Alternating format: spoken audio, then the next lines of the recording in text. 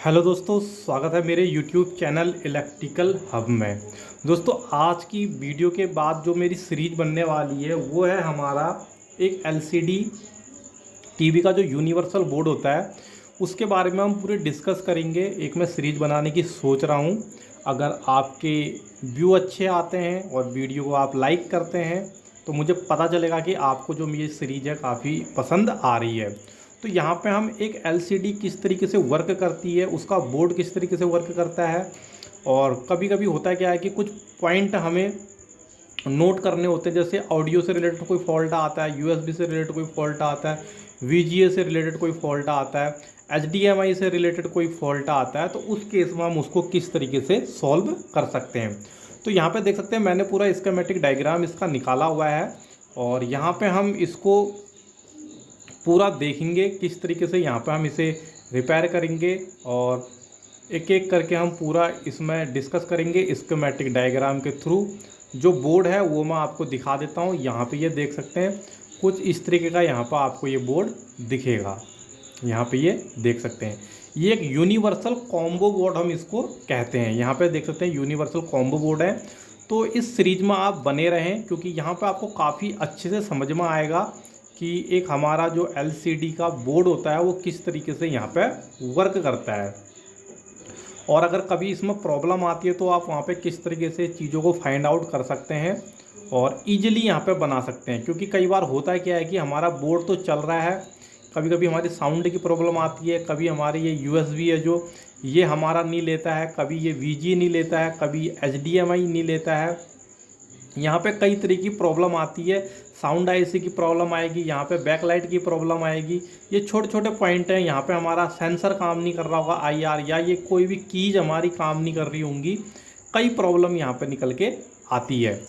तो वीडियो में बने रहें। चैनल में फर्स्ट बार है तो सब्सक्राइब जरूर कर देना। फेसबुक पेज में देख रहे हैं तो वहाँ पे भी आप मुझे फॉलो कर सकते हैं। उसका लिंक मैं डिस्क्रिप्शन पर दे दूँगा जहाँ से आप डायरेक्टली फेसबुक पेज में जा सकते हैं। तो इसकी बहुत ही अच्छी सीरीज मैंने सोची है कि बना के मैं आपको दिखाऊं किस तरीके से यहाँ पे एक LCD का बोर्ड हमारा वर्क करता है। अगर आप थोड़ा सा भी इंटरेस्ट रखते हैं LCD रिपेयरिंग में तो वीडियो में बने रहें और ज़्यादा से ज़्यादा लाइक करना, शेयर करना, ताकि मैं आपके लिए और सीरीज ऐसे बनाता रहूं। क्योंकि मैंने कई टाइम से सोच रहा था अगर आपको मैं एक स्कीमेटिक डायग्राम, क्योंकि इससे पहले मेरा सेटअप नहीं बना हुआ था तो मैंने यहाँ पे सेटअप तैयार कर रखा है। और हाँ, एक चीज़ ज़रूरी है, अगर किसी को फ्री स्क्रीन रिकॉर्डर जो भी हमारा PC होता है Windows 10 यहाँ पे मैं यूज कर रहा हूँ बिना वाटरमार्क के, फ्री अगर स्क्रीन रिकॉर्डिंग किसी को पता है तो मुझको उसका लिंक कमेंट कर देना ताकि मैं उसको डाउनलोड करके, अभी तो जैसे मैं कैमरे शूट कर रहा हूँ तो थोड़ी सी डिस्प्ले यहाँ पे अलग तरीके दिख रही है। यहाँ पे क्लैरिटी भी नहीं आ रही है, क्लियर नहीं आ रहा है, मूवमेंट का भी कुछ खास पता नहीं चल रहा है। लेकिन अगर आप यहाँ पे मुझको फ्री स्क्रीन रिकॉर्डिंग एप्लीकेशन या कुछ भी हो वहाँ पे मुझे दे दें, अच्छी सी जो वर्क करती हो, लंबी वीडियो रिकॉर्ड कर सके बिना वाटरमार्क के। ऐसा नहीं है कि साइड में यहाँ पर वाटरमार्क आता हो, बिना वाटरमार्क के किसी को पता है तो वहाँ पे मुझे उसका लिंक दे देना। नाम मत बताना, उसको आप खुद सर्च करके उसका जो लिंक जनरेट होगा, जैसे कि यहाँ पे देख सकते हैं ये रहा लिंक, इस पूरे को आप सिलेक्ट कर लें और कॉपी करके यहाँ पे देखते हैं, कॉपी करके मेरे वीडियो के कमेंट में क्या करना है, आपने पोस्ट कर देना है। तो मैं वहाँ से उसको डायरेक्टली जा कर के डाउनलोड करके वीडियो आपके लिए काफ़ी अच्छी बन के आएगी। तो थोड़ा सा मैं यहाँ पे इंट्रोडक्शन कर ही दूँ अगर इतना हो चुका है तो यहाँ पे देख सकते हैं जो प्लेटफॉर्म यहाँ पे दिया हुआ है, जो मॉडल है वो है दोस्तों यहाँ पे TSM MV59। शॉर्ट में हम इसको इस तरीके से कह देते हैं कि V59, इस तरीके से हम इसको कहते हैं। तो यहाँ पे यही बोर्ड है। बोर्ड को मैंने आपको दिखा दिया है, कुछ इन्फॉर्मेशन यहाँ पे दी हुई है प्रोडक्ट के बारे में। डिस्प्ले कुछ इस तरीके से दिया हुआ है, डिस्प्ले रेजुलेशन, इनपुट रेजुलेशन भी यहाँ पे दिए हुए हैं। अगर आप 80 और 800 और 600 पिक्सल पर रखेंगे तो यहाँ पे 60 हर्ट्ज, 1024, 768 यहाँ पे ये सारे रेजोल्यूशन को सपोर्ट करता है। यहाँ पे ये दिया हुआ है। और भी यहाँ पे देख सकते हैं, यहाँ पे इंफॉर्मेशन दी हुई है। बाकी कनेक्टिविटी की बात करें तो इस बोर्ड में हमको यहाँ पे दिया हुआ है टीवी, साइड में टीवी के दे रखे हैं, और यहाँ पे HDMI के 2 पोर्ट दे रखे हैं, USB का एक पोर्ट दिया है, हेडफोन का दिया है, टीवी रियल। बाकी यहाँ पे RCA केबल जो होती है हमारी ऑडियो, DVI और VGA का भी एक पोर्ट यहाँ पे दिया हुआ है। अगर साउंड सेक्शन में बात करें तो हम इस बोर्ड की, तो यहाँ पे हमें आउटपुट पावर दी हुई है 4 वाट की, जो स्पीकर लगे हैं 8-8 वाट के लगे हुए हैं। बाकी और भी डिटेल यहाँ पे दी हुई है, मल्टीमीडिया में USB जो भी है, पावर भी हमें यहाँ पे दिया हुआ है। काफ़ी कुछ इस बोर्ड के बारे में हमको यहाँ पे दिया है। कनेक्शन ओवरव्यू अगर यहाँ पे देखेंगे तो इन चीज़ों को आप नोट करना, क्योंकि आगे ये आपको समझ में आएंगे। कोशिश करूँगा कि अगले वीडियो में हम इस प्रोफाइल या जो भी पिक्चर्स है इसको भी साथ में लेके चलें। तो मैं इसको एक बार जूम आउट और कर देता हूँ। तो यहाँ पे इन कनेक्टर को याद करना है, क्योंकि यहाँ पे जब हम स्कीमेटिक डायग्राम सीखेंगे तो वहाँ पे काफ़ी काम आएगा, क्योंकि ये CN 103 है। तो वहाँ पे जो 103 का स्कीमेटिक डायग्राम दिखाया होगा तो समझ जाना कि 103 हमारा किस चीज़ का है। तो यहाँ पे लिखा हुआ IR LED का है। उसके बाद लिखा हुआ है CN 602। CN 602 यहाँ पे हमारा, यहाँ पे लिखा हुआ है स्पीकर का है, लेफ़्ट राइट यहाँ पे देख सकते हैं 602, 603। और ये यहाँ पे क्योंकि 2 कनेक्टर दिए हुए हैं। और उसके बाद दे रखा है कनेक्टर नंबर 6 दे रखा है, ये HDMI का है जो कि सेकंड है। कनेक्टर नंबर 7 है वो HDMI 1 है। बाकी यहाँ पे VGA के लिए यहाँ पे देते हैं P2 करके दे रखा है, VGA के लिए है। और जो ये दे रखा है ये ANT, क्योंकि ये कनेक्टर कोई नहीं है तो ट्यूनर है। CN यहाँ पे ये देख सकते हैं CN4, तो यहाँ पे हमारा AV के लिए है। P4 USB, CN1 audio. और यहाँ पे कुछ कीज दी रखी हैं, बैकलाइट सेक्शन P12। और AC का जो इनपुट होता है PCN power connector 1 AC input. तो यहाँ पे देख लें इस बोर्ड को, एक नॉर्मल बोर्ड है, कॉम्बो बोर्ड इसको हम कहते हैं, क्योंकि यहाँ पे हमारी ये पावर सप्लाई होती है और ये हमारा बैकलाइट सेक्शन होता है और ये हमारा पूरा मेन बोर्ड होता है। यहाँ पे देख सकते हैं ये पूरा जो बचा अब ये हमारा मेन बोर्ड हो गया। इसमें जो मेन IC है ये कुछ ये है और ये हमारी साउंड IC है। इसके बारे में भी अभी नीचे मैं दिखाऊंगा सब चीज़। वीडियो में बने रहें और वीडियो अच्छे तो वीडियो को लाइक ज़रूर करना और चैनल को सब्सक्राइब भी ज़रूर करना। अब यहाँ पे देख सकते हैं कुछ हमें पॉइंट नोटेड करे हुए हैं, जैसे 1 2 3 4 5। इसको अगर मैं थोड़ा और जूम आउट कर लूँ तो यहाँ पे हमें काफ़ी कुछ देखने को मिलेगा।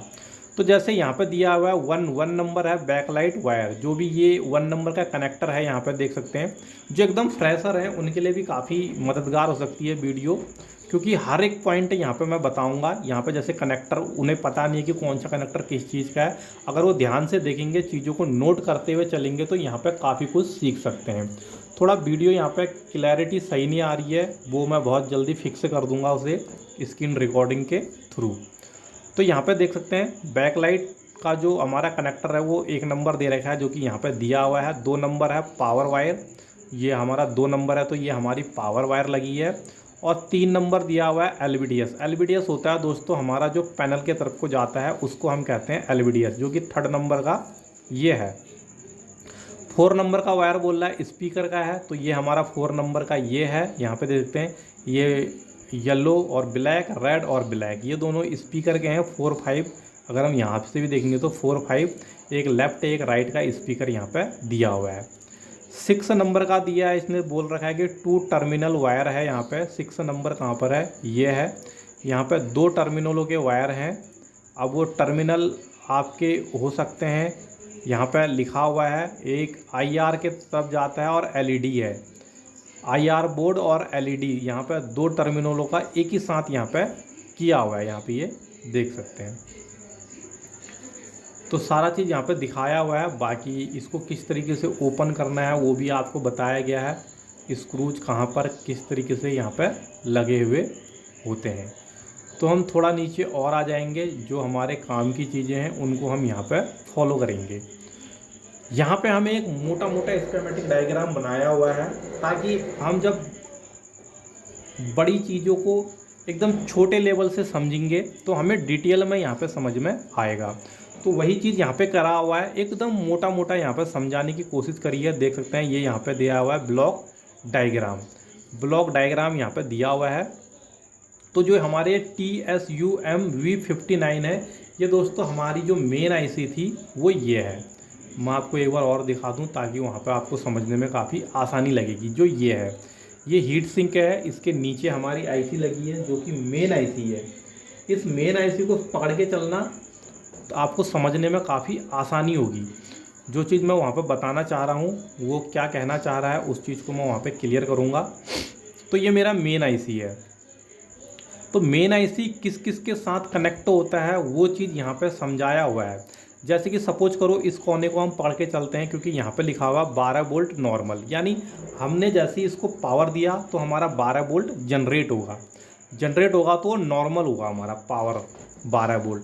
जब 12 वोल्ट दोस्तों नॉर्मल रहता है तो ये 12 वोल्ट देख सकते हैं यहाँ से हमारा आ रहा है इधर। ये है हमारी TPA 3110, यानी ये साउंड आईसी है हमारी ये। तो 12 वोल्ट जब नॉर्मल कंडीशन होती है तो साउंड आईसी पे डायरेक्ट जाता है। अब समझ लो कभी भी आपको साउंड आईसी रिलेटेड फॉल्ट आता है तो आपको समझ में आए कि 12 वोल्ट हमारी साउंड आईसी को डायरेक्ट जाता है। तो साउंड आईसी के बराबर में हमारा एक बड़ा फिल्टर कैपेसिटर होता है, वहाँ पे हमारा 12 वोल्ट जाता है। जैसे कि ये है हमारा मेन बोर्ड, ये हमारी साउंड आईसी है। तो यहाँ पे देख सकते हैं फिल्टर दिख रहा है, अभी मैं नेक्स्ट वाले में दिखाता हूँ। ये मेरा फिल्टर है, ये मेरा 12 वो है साउंड आईसी।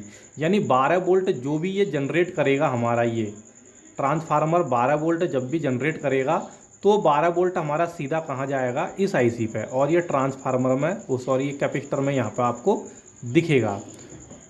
इसलिए वीडियो में बने रहें, काफ़ी कुछ यहाँ पे सीखने को मिलेगा। और वीडियो को शेयर कर देना अगर आपके कोई ग्रुप यहाँ पे हैं तो 12 वोल्ट कहाँ जाएगा हमारा, यहाँ पे ये साउंड आईसी पर जाएगा डायरेक्टली। और इस साउंड आईसी जो लगी है, यानी ये सेक्शन भी कह सकते हैं, इस आईसी से एक ये मेन आईसी से यहाँ सिग्नल आ रहा है। अब ये सिग्नल कौन सा आएगा, ये हमारा साउंड का सिग्नल आएगा।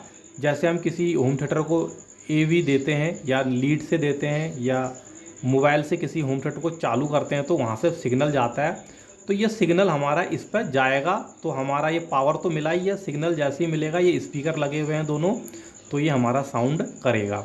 लेकिन ये सिग्नल कब आएगा, ये जब हम इसको AV HDMI या USB जो भी देंगे तो ये मेन आईसी ही उसको जब रीड राइट करेगा तो साउंड सिग्नल हमारा इस आईसी की तरफ को भेजेगा। उसके बाद ये 12 वोल्ट जो नॉर्मल है, ये 12 वोल्ट जो नॉर्मल है ये तुरंत 5 वोल्ट भी बना देगा। यहाँ पे देख सकते हैं कोई रेगुलेटर लगा है जो हमारा 5 वोल्ट बना देगा सीधे ही। यानी 5 वोल्ट कहीं ना कहीं हमें मिलने ही चाहिए। अगर 5 वोल्ट नहीं मिल रहे हैं तो वहाँ पे भी हमारी प्रॉब्लम आएगी, ये नॉर्मल होने चाहिए। तो 12 वोल्ट हमारा सिर्फ एक जगह ही जाता है साउंड आईसी, और दूसरे जगह जाएगा 12 वोल्ट। यहाँ पे हमारा रेगुलेटर लग सकता है जहाँ पे हमारा एक पिन पर 12 वोल्ट और दूसरे पिन पर हमारा 5 वोल्ट आता हो। या ऐसा भी हो सकता है कि पावर सप्लाई से ही हमारी 2 सप्लाई यहाँ आए, 12 वोल्ट और 5 वोल्ट। तो जो नॉर्मल वाला 5 वोल्ट है जैसे ही हम लगाएंगे तो वहाँ पे हमारा वो 5 वोल्ट 2 जगह जाएगा। एक तो 5 वोल्ट देख सकते हैं नॉर्मल है, यहाँ से आया, यहाँ से गया, और ये यानी यहाँ पे 53117 एक रेगुलेटर आईसी होती है, इसको 5 वोल्ट मिल जाएगा डायरेक्ट। पावर देते ही 5 वोल्ट मिलेगा, जहाँ से हमें 3.3 वोल्ट आउट होगा। इस आईसी से क्या होगा, 3.3 वोल्ट आउट होगा। और ये 3.3 वोल्ट हमारा सीधे जा रहा है, यहाँ पर देख सकते हैं सिलिकॉन ट्यूनर TDA 18-27-4 या आपकी 18-27-5 हो सकता है, उस वाले सेक्शन में ये हमारा जाएगा 3.3 वोल्ट, और यहाँ से इस वाले पे जा कर के रुके रहेगा। और यहाँ से हमारा सिग्नल आएगा इसको, यहाँ पे से ये देख सकते हैं ट्यूनर का जो कनेक्टर है वो यहाँ पे को दिया हुआ है, ट्यूनर जो हमारा लगा हुआ होगा। और यहाँ से ही ये 5 वोल्ट जो नॉर्मल है वो हमारा 1.8 वोल्ट भी बनाएगा। उसके लिए लगी होगी ऐसी 1117.1.8, यहाँ पे इस तरीके से 1.8 है या .18 है, कुछ इस तरीके से यहाँ पे ये है। अगर मैं इसको जूम करके देखें तो क्या है वो हमें क्लियर ही यहाँ पे दिखेगा। तो -18 यहाँ पे दिया हुआ है।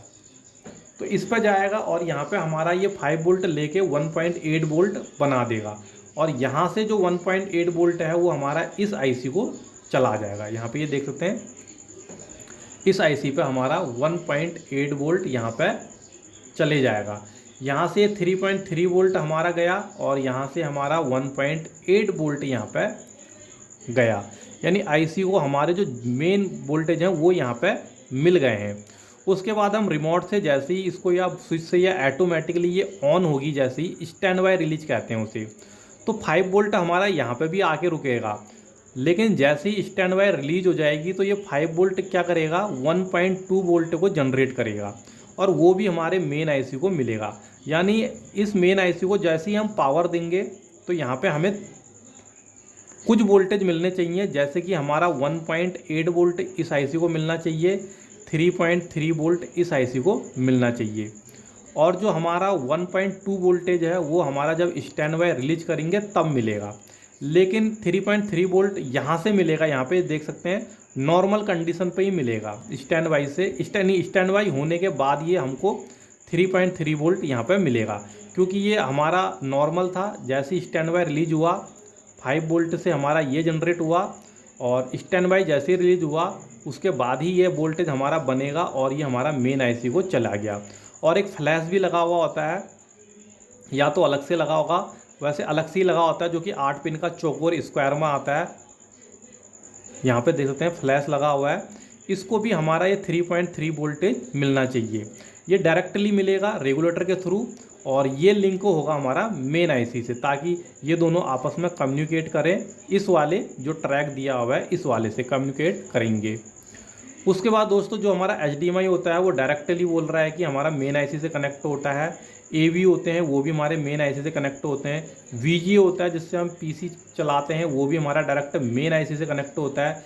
USB होता है वो भी हमारा डायरेक्ट मेन आईसी से कनेक्ट होता है।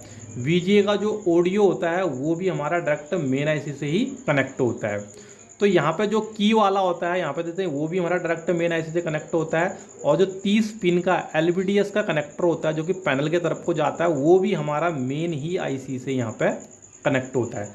तो आपको चल गया होगा कि पता, जब भी हमारा मेन बोर्ड होता है उसको नॉर्मल वोल्टेज में कौन कौन से वोल्टेज चाहिए होते हैं, और जब स्टैंड बाय रिलीज होता है तब हमारे कौन कौन से वोल्टेज इस आईसी को चाहिए होते हैं। अगर कोई भी वोल्टेज मिस होगा तो यहाँ पे ये नहीं वर्क करेगा। तो दोस्तों वीडियो ज़्यादा लंबी ना हो, इस वीडियो में इतना ही, क्योंकि इसका जो नेक्स्ट पार्ट है उसको मैं लिंक इसका नेक्स्ट पार्ट का डाल तो दूंगा और इस वीडियो के डिस्क्रिप्शन पे भी दे दूंगा। आप चैनल को सब्सक्राइब करके बेल आइकन का बटन ऑन कर देना ताकि उसका नोटिफिकेशन आपको मिल जाए। बाकी हम इसके नीचे अभी काफ़ी कुछ है सीखने के लिए। यहाँ पे ये देख सकते हैं ये सब दे रखा है। यहाँ पे ये टोटली कई चीज़ें यहाँ पे हमने सीखनी है आईसीओ के बारे में, यहाँ पे पिनों के बारे में, ब्लॉक डायग्राम यहाँ पे ये सारा दिया हुआ है। ये हमारा मेन आईसी है, यहाँ पे ये देख सकते हैं। उसके बाद हम ये सारा सीखेंगे। यहाँ पे AV है, ट्यूनर है, पावर है, USB है, HDMI है, वो सब हम इस वीडियो में अगली वीडियो में यहाँ पे सीखेंगे। दोस्तों इस वीडियो में इतना ही, मिलते हैं अगली वीडियो में।